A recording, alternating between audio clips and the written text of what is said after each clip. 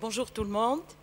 Je voudrais remercier Robert pour nous avoir donné l'occasion donc de parler de la situation des femmes dans la force, comme force de travail dans nos pays.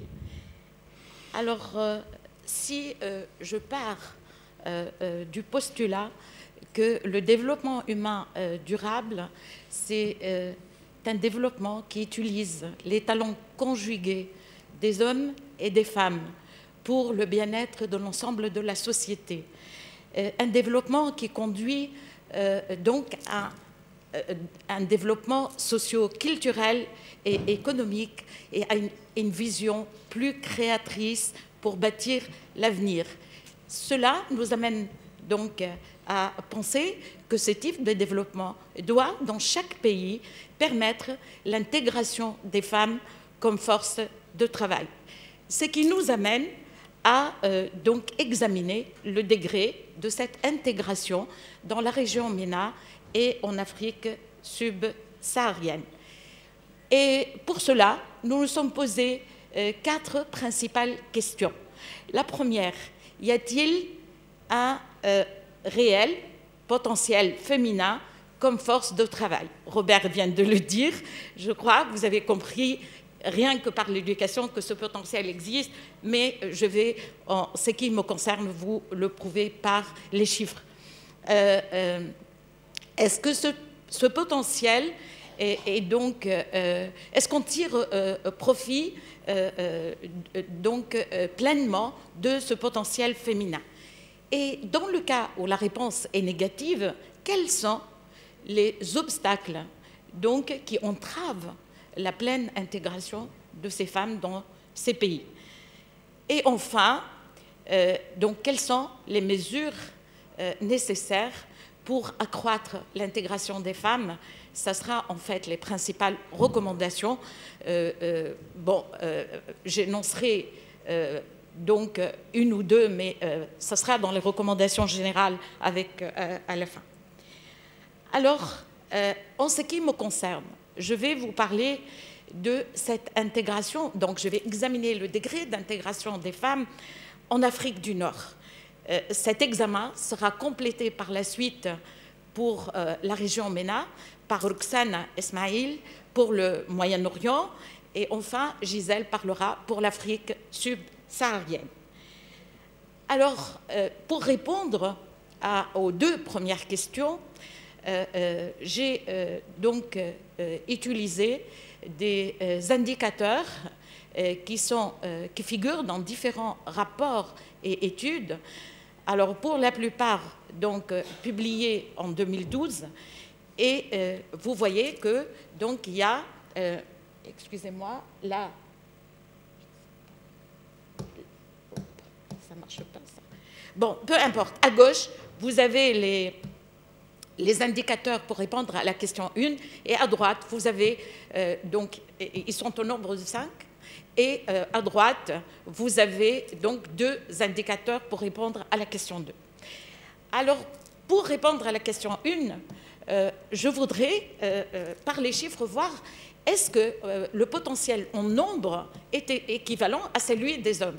Et là, vous avez 2 tranches d'âge. D'abord, pas 2 tranches d'âge. D'abord, vous avez 25-54 ans, où on trouve la plupart donc, de la population active dans cette tranche d'âge, et puis l'ensemble de la population. Et là, donc, le diagramme, c'est le nombre de mâles pour une femelle. Et vous voyez que pratiquement, donc, il y a autant de femmes que d'hommes, et même pour 3 pays qui sont la Mauritanie, le Maroc, la Tunisie, donc il y a plus de femmes que d'hommes. Donc, le potentiel en nombre existe. Après, donc, c'est le taux d'alphabétisation.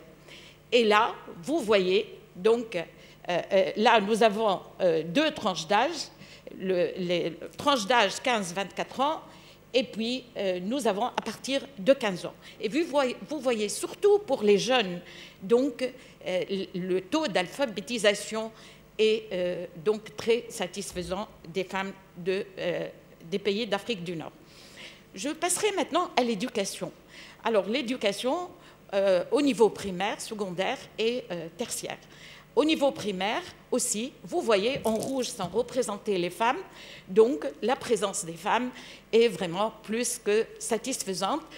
Dans des pays où la scolarisation des filles est relativement récente, puisqu'elle daterait de l'indépendance de ces pays.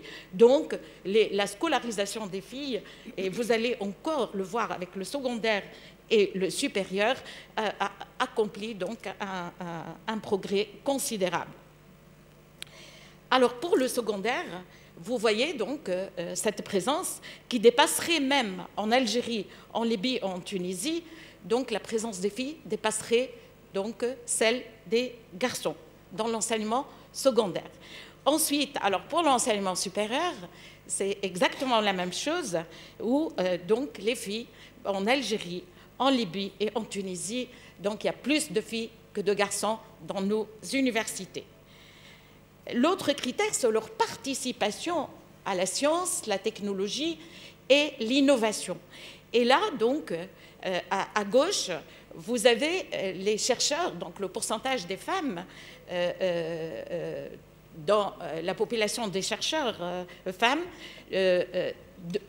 dans les institutions qui font de la recherche à plein temps, dans les centres de recherche. Et vous voyez que la présence des femmes est respectable. Et en Tunisie, à gauche, elle dépasserait celle de chercheurs hommes.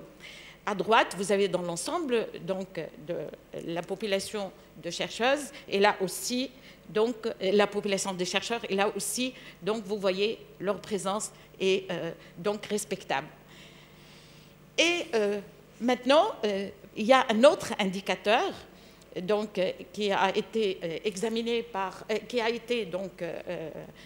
qui figurait dans les rapports de la Banque mondiale, du Forum donc social, et c'est la capacité des femmes à accéder à des postes de direction.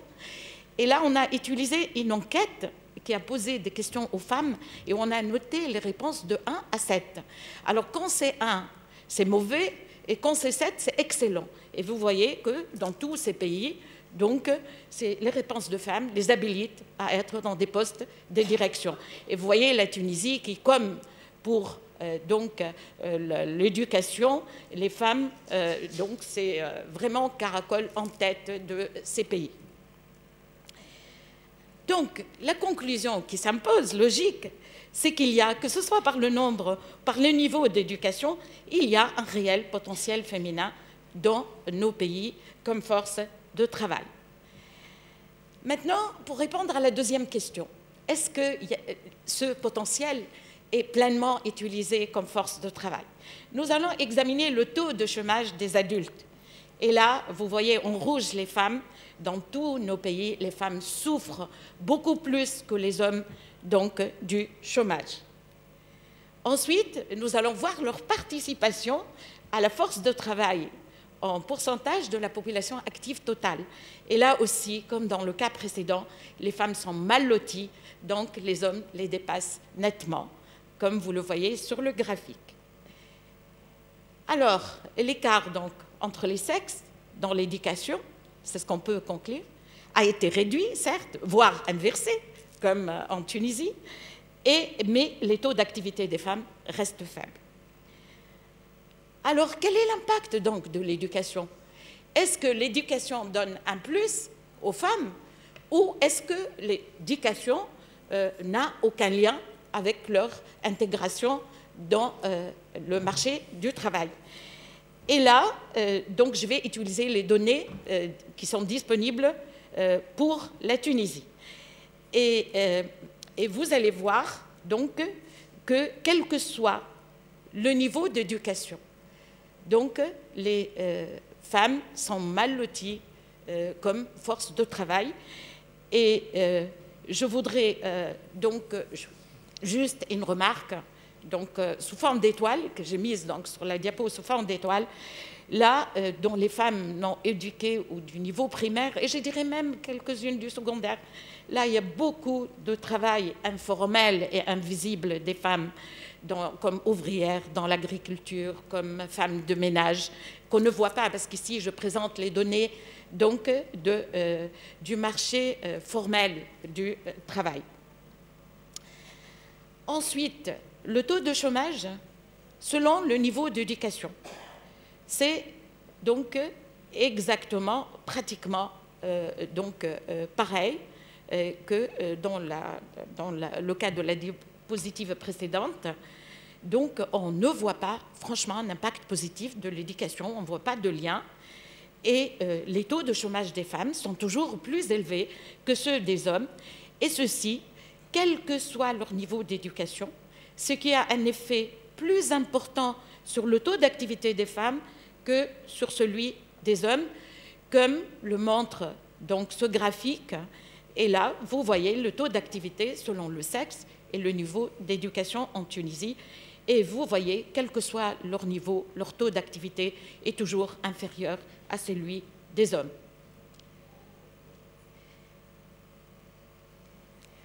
Alors, qu'est-ce qu'on peut conclure après à tous ces graphiques? Que les taux de participation des femmes au marché du travail ne sont pas liés au degré de leur éducation, en particulier dans le cas de l'enseignement supérieur. Étant donné que la proportion des femmes parmi les chômeurs est d'autant plus forte que le niveau d'éducation est élevé. D'autre part, le progrès des femmes dans le domaine de l'éducation ne s'est pas traduit en avantages réels sur le marché du travail. Et c'est pour cette raison, quand on voit le Global Gender Gap Index de 2012, qui tient compte de l'éducation, de la santé, de l'autonomisation politique, political empowerment, et de la participation économique, vous voyez donc que, alors quand on s'approche de 1, le trait, c'est voilà, c'est la parité. Alors vous voyez que pour la santé et l'éducation, donc la parité est pratiquement atteinte, alors que pour l'économie et surtout pour l'autonomisation politique, ces pays sont très très loin de la parité. Alors il y a deux conséquences à cette situation. Il y a d'abord de cette situation de sous-représentation des femmes dans l'emploi formel. Donc sur le plan économique, il y a des conséquences sur le plan économique, c'est-à-dire qu'on assiste là à une baisse du rendement des investissements dans l'éducation et la formation, une sous-utilisation de la capacité de production et un gaspillage de ressources humaines, des talents et des compétences. Sur le plan social, on assiste à une diminution des efforts pour réduire la pauvreté, puisqu'on laisse pour compte la moitié de la population, et dans certains pays, plus que la moitié. Une injustice à l'égard des femmes et à l'encontre de leur droit de mener une vie productive et épanouissante. Alors qu'on sait que l'adage, quand les femmes travaillent, les économies prospèrent. Alors, quelles sont les barrières, donc les obstacles qui entravent le plein accès de ces femmes à l'emploi formel et à l'intégration comme force de travail? Alors, d'abord, les femmes sont beaucoup moins présentes que les hommes dans les formations professionnelles et techniques. Et ça continue depuis le secondaire. Donc, il y a les garçons, d'ailleurs, maintenant, choisissent les métiers courts avec une formation professionnelle qui est demandée sur le marché de l'emploi, alors que les filles n'aspirent pas à ce genre d'orientation. La formation professionnelle offre pour les garçons, et ça, je peux l'attester en Tunisie, puisque j'ai eu l'occasion de l'examiner dans le cadre d'une enquête, une gamme de spécialités diversifiées, axées sur les secteurs demandeurs d'emploi. Et par contre, en revanche, un apprentissage artisanal pour les filles qui débouche rarement sur le travail salarié. Alors, si on demande quelle est la première profession des femmes en Tunisie, ouvrière dans le textile, deuxième profession, profession intermédiaire de la santé et enseignement. Donc, les emplois féminins restent concentrés dans un autre obstacle, donc à cause de ça, dans un nombre de métiers et de secteurs traditionnellement féminins, donc le textile, la santé, l'enseignement. Les femmes se concentrent et se font la concurrence entre elles. Alors, d'autre part, pour la sécurité, et en raison de leur rôle familial, les femmes recherchent préférentiellement des emplois dans le secteur public. Donc, elles se présentent beaucoup moins donc, pour la recherche de métiers dans le secteur privé. Et puis, le marché du travail, donc, dans tous ces pays, les marchés du travail ne sont pas neutres en ce qui concerne donc, le genre. Et les employeurs, surtout du secteur privé, enfin les employeurs spécialement du secteur privé, donc associent les emplois des femmes à des coûts supplémentaires et des problèmes d'organisation. Souvent, ils ne veulent pas recruter les femmes parce que congé de maternité, absentéisme à cause des enfants, etc. Et même quand ils demandent à recruter des femmes, ils exigent, et ça j'ai eu l'occasion de le voir au cours donc, de cette même enquête, ils demandent est-ce que la femme n'ait pas d'enfants donc à charge.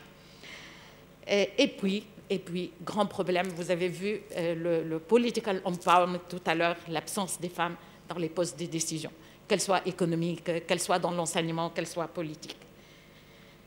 Alors, les recommandations, donc, ça sera dans les recommandations générales. Je donnerai tout simplement la dernière. Moi, je pense que quand les donateurs, quand les investisseurs étrangers, les bailleurs de fonds, donc devraient faire des investissements ou aider ces pays ou donner des prêts, ils doivent tenir compte des mesures et des initiatives qui sont prises par ces pays. Ça devrait être un critère donc, qui sont faits pour accroître la participation des femmes. Et enfin, les références que j'ai consultées pour vous faire donc, cette présentation. Et je vous remercie pour votre attention et je passe la parole à Roxana pour compléter l'examen de l'état des lieux pour donc, les pays du Moyen-Orient et on aura fait le tour de la région MENA.